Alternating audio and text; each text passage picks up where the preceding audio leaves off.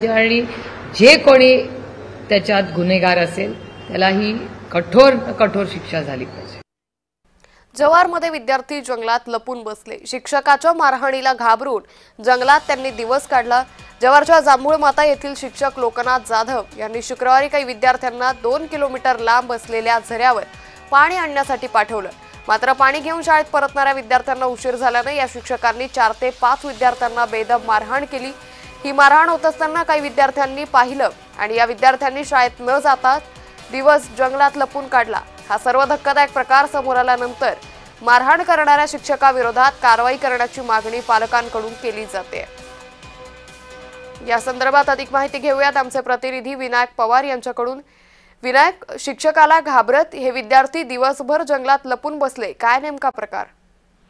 हो, नक्कीच अंकिता, ही घटना जी आहे ती शुक्रवारची आहे। जव्हार तालुक्यातील जव्हारवरून जवळपास 16 किलोमीटर असलेल्या या जिल्हा परिषद शाळेमध्ये शिक्षक जे आहेत विद्यार्थी उशीर आल्यामुळे मारहाण करत होते। ही घटना इतर विद्यार्थ्यांनी पाहिल्यानंतर त्यांना धक्का लागल्याने ते शेजारीच असलेल्या जंगलामध्ये लपून बसले। याची जी माहिती आहे ती विद्यार्थ्यांच्या पालकांना भेटल्यानंतर पालक आक्रमक होऊन शिक्षकावरती कारवाई करण्यासाठी गट विकास अधिकारी जव्हार तालुका यांच्या दालनामध्ये ठिय्या आंदोलनात बसलेले आहेत। निश्चित, धन्यवाद विनायक आपण दिलेल्या सविस्तर माहितीसाठी।